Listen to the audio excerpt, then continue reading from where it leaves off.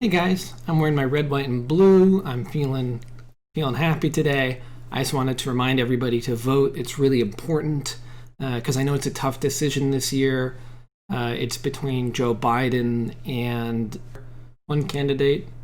who solicited Russia to hack political opponents, hired and fired criminals to the highest position in the government, promoted conspiracy theories about past and current elected officials, implied that white supremacists should attack politicians, incite at least several acts of domestic terrorism, demanded the execution of 5 black men who were later proven innocent, implied that all Latinos with tattoos are thugs, implied that all Latino refugees were thugs, narrowly interpreted policies to allow his administration to separate families at the border, to intimidate asylum seekers while losing track of the children left behind, used police and National Guard to stifle peaceful protest, thereby eliminating their First Amendment rights, tear gassed a church,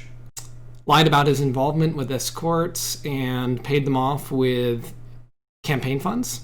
embedded himself with strongmen fascist regimes across the globe while escalating tensions with countries in the Middle East and allowing the further proliferation of nuclear technology in both Iran and North Korea. Believed Putin over his own FBI concerning Russian meddling, sided with Saudi Arabia in the brutal murder of a journalist for an American publication because they purchase weapons from us, hired unqualified family to nebulous and far-reaching positions in the government, appointed a company with 2 employees to rebuild the entirety of Puerto Rico after a disastrous hurricane, gutted environmental protections for air and water, blackmailed a foreign country into fabricating information about Hunter Biden.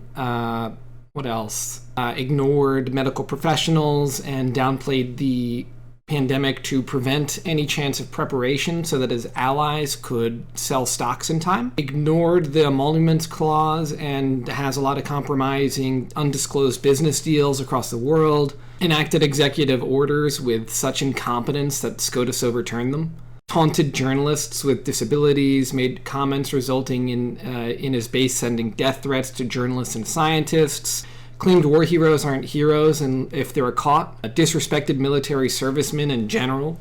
through his comments on McCain, Duckworth, Bowe, you name it, joked about the suicide of servicemen, made disrespectful and probably racist comments to the parents of fallen veterans, ignored a foreign nation placing bounties on our soldiers,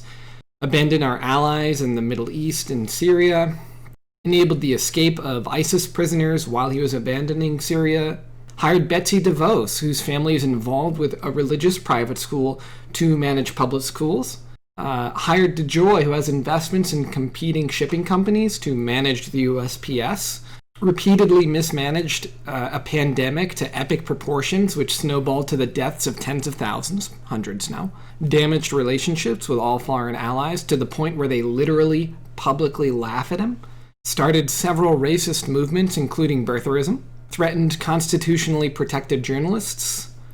uploaded doctored and manipulated videos to try and hurt the reputation of journalists, retweeted his followers yelling white power, retweeted his followers being KKK members, advertised products while in the office, arranged expensive stays at his hotels repeatedly with his entire security detail, golfed and vacationed more time in 4 years than the previous administration did in 8. Seeded citizen distrust of our public servants across almost all investigative and legal entities in our government, left top-level positions vacant so that he could abuse acting status members to avoid legislative accountability, placed unqualified judges with no experience in positions forced vacant by senatorial malice during the previous administration, allowed his son-in-law to handle matters of life and death, resulting in the order of faulty ventilators from Russia,